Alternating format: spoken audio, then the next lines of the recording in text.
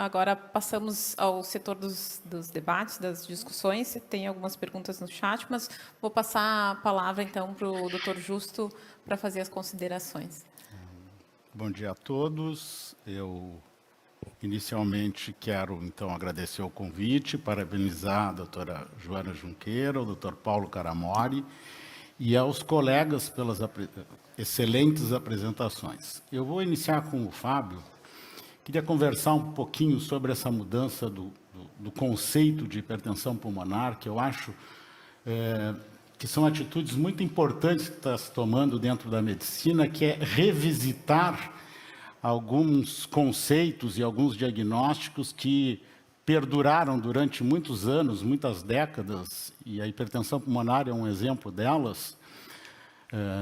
Desde 1973, quando houve o primeiro encontro em Genebra, desencadeado por uma droga que se usava muito na época, que era um anorexígeno chamado Minorex, né, que estava dando muita hipertensão pulmonar, se definiu na ocasião que, então, o diagnóstico passava por uma pressão média de 45. Isso perdurou por 45 anos, até esse sexto encontro agora que teve em Nice, em 2018, onde se reestudou todos os estudos, então, e se viu que a pressão média era em torno de 14, mais ou menos 3, né?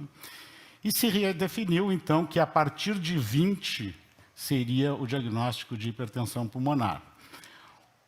O que ficou de dúvida foi que os pacientes entre 21 e 24 não tinham sido estudados, porque todos os estudos desenhados até então eram a partir de 25, mas se viu que esses pacientes evoluíam pior ao longo de acompanhamentos dos próximos anos. A minha pergunta, Fábio, é a seguinte: os pacientes que têm hipertensão pulmonar a partir desse novo conceito, acima de 20, mas são assintomáticos, esses pacientes, tu acha que eles já se beneficiam e nós iniciarmos com essas novas drogas que interferem, seja inibindo os elementos vasoconstritores ou estimulando os vasodilatadores? Qual é a tua opinião sobre isso?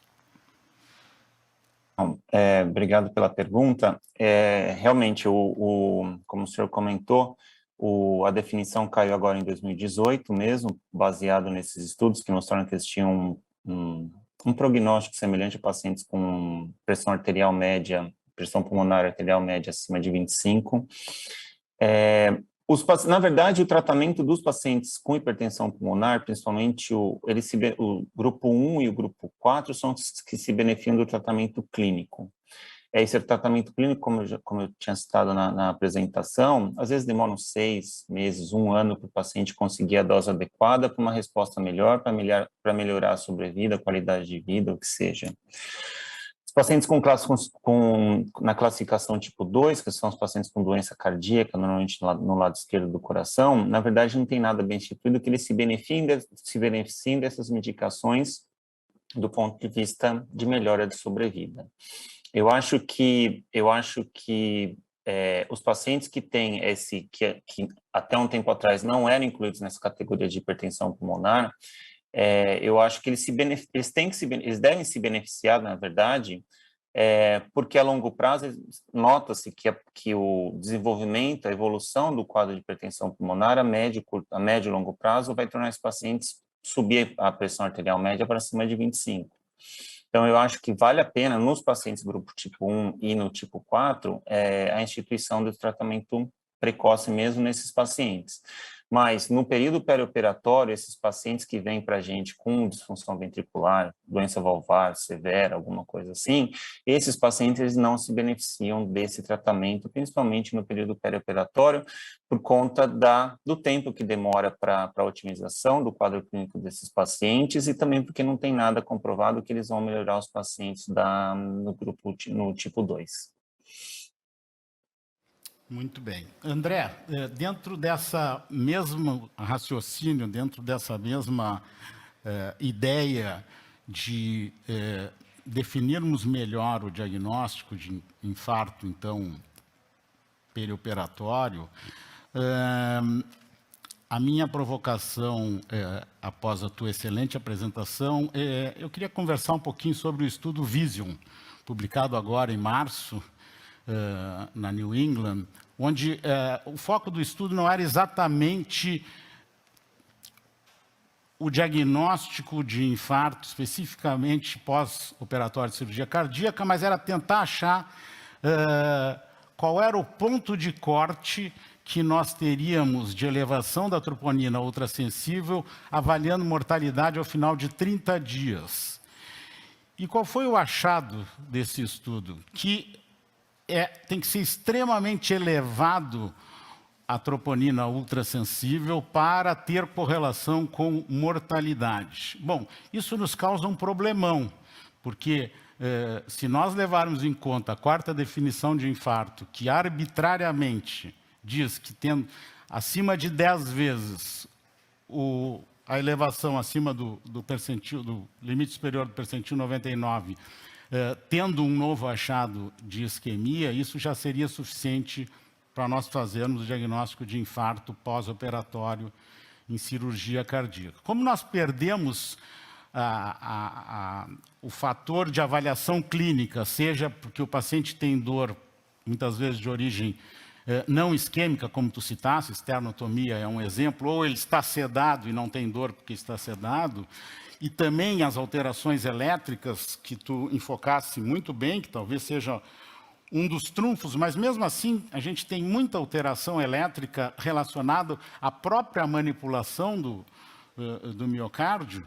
Talvez aumente a sensibilidade um pouquinho mais o eletrocardiograma se nós tivermos supra com alterações recíprocas em outra parede, que eram chamávamos antes de imagem em espelho, depois alterações recíprocas, isso talvez ajude um pouco mais em aumentar a sensibilidade, mas voltando, em relação à troponina em si, nós voltamos agora para uma discussão muito importante, porque todos os estudos que ajudaram nós a chegarmos a esse ponto de corte era a troponina normal. Hoje, praticamente todos os serviços no mundo estão adquirindo os kits de troponina ultrassensível. Então, eu queria que tu abordasse um pouquinho esse achado novo do Vision aí, que são... dá para dizer que a gente tem uma ubiquidade, uma onipresença de elevação da troponina no pós-operatório da cirurgia cardíaca, se for a troponina ultrassensível. 97,5% dos pacientes que se dosou a troponina ultrassensível no pós-operatório estavam com acima de 10 vezes considerado o diagnóstico de infarto. Então, eu queria que tu falasse um pouquinho sobre isso. Muito bem, você tocou num ponto que é super importante e interessante, e no começo da minha aula eu falei que eu ia ser extremamente prático, porque se eu fosse entrar justamente nesse ponto, certamente eu conseguiria ocupar os 12 minutos da apresentação só falando disso, e a gente talvez não teria passado uma mensagem prática. Realmente a troponina, quer seja ultrassensível, quer seja a troponina convencional, tem um valor que pode sim ser atrelado à questão prognóstica, mas por isso que eu falei que fazer diagnóstico tardio não é difícil. O problema é o diagnóstico precoce, e ela não vai nos ajudar, mesmo a ultrassensível, a ter uma tomada de decisão. Tá? A gente passou por essa mudança lá no hospital, da troponina convencional para a troponina ultrassensível, e o que a gente vê na prática clínica é exatamente isso. Todo mundo sobe troponina ultrassensível, até porque existe, sem dúvida, uma sobrecarga, uma agressão, mesmo que leve ao miócito, independente de ter aí uma incisão no músculo cardíaco. Dependendo da cirurgia, a gente tem o corte no próprio músculo atrial, dependendo da cirurgia de válvula, esse tipo de coisa, né? Que certamente vai alterar uma troponina só por conta disso, né? Então, o marcador tem valor prognóstico? Tem, mas o grande segredo do infarto perioperatório é fazer o diagnóstico precoce para intervenção. Você citou muito bem a questão da imagem em espelho com supra, mas eu acho que essa já é uma situação mais escarrada, onde realmente aí a gente está com as coisas bem mais encaminhadas no nosso raciocínio clínico, mas mesmo quando eu não tenho uma imagem em espelho, tenho a presença de supra num vaso, numa topografia eletrocardiográfica que condiz com uma artéria, com leito distal bom, preservado, conversar com o cirurgião e tentar encaminhar para a hemodinâmica pode ser uma alternativa mais interessante. Hoje eu tendo a ser muito mais agressivo com o supra-desnivelamento no pós-operatório. Dificilmente eu vejo preocupação com relação à insuficiência renal, o pessoal usar contraste de baixa osmolaridade, pouca quantidade de contraste. A minha preocupação é não deixar esse paciente evoluir a choque. Injetou, não tinha nada, ele volta para a UTI, eu estou mais feliz do que quando ele foi. Tá? Mesmo tendo mandado um paciente para hemodinâmica, feito um CAT que não tinha alteração. O problema é pegar ele no dia seguinte, no primeiro pós-operatório, sem ter feito alguma invasão diagnóstica, o paciente não é evolutivo com 30% de fração de ejeção quando tinha 50% prévio, já com noradrenalina, com um quadro mais complexo. Isso dá uma dor no coração. Tá? Então, a mensagem que eu deixaria com relação ao marcador, mesmo a troponina ultrassensível, pode nos ajuda prognóstico, diagnóstico tardio, ótimo, mas o grande segredo do pós-operatório é a gente conseguir fazer diagnóstico precoce e intervir em quem merece a intervenção. Eu acho que essa é a grande dificuldade, aí a troponina ela não ajuda tanto a gente nesse sentido, né? Muito bem. Filomena, parabéns pela apresentação. Eu queria falar um pouquinho sobre a hemodiluição normovolêmica. Se vocês usam isso na prática de vocês, de retirar um pouco da volemia do paciente antes de colocá-lo em SEC, dentro de uma ideia de que se nós diminuirmos, né, as transfusões halogênicas, ou seja, advindas de outro paciente, isso já está comprovado que se nós usarmos o próprio sangue, nós vamos diminuir o risco de inflamarmos, ficarmos inflamados e com isso mais infecções, mais arritmia, mais morbidade no pós-operatório. Então, existem alguns serviços, claro que parece que para ter resultado tem que ter de 800 ml ou mais, né, para retirar e depois devolver após a retirada de SEC. Esse volume se repõe inicialmente com colóide ou cristalóide. Eu queria saber se vocês têm experiência no serviço de vocês em fazerem essa hemodiluição normovolêmica.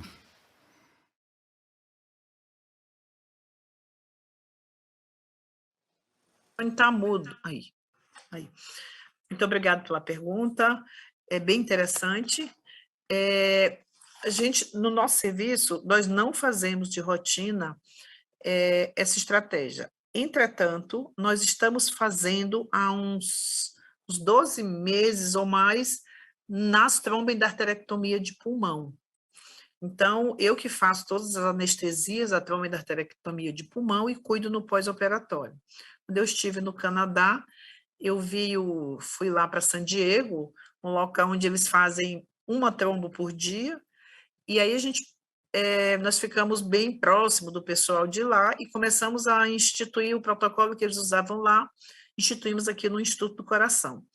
E a gente teve uma diminuição de mortalidade impressionante quando a gente começou a usar o mesmo protocolo.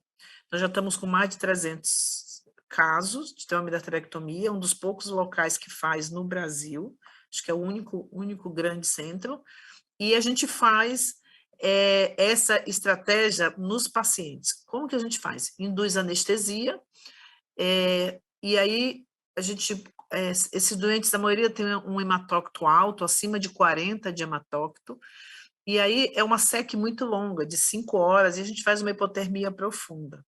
Então, antes de começar, o doente, a gente tira de 700 ml a 1 litro, e no final da cirurgia, a gente tem baixado esse hematócito no início da SEC, antes da gente...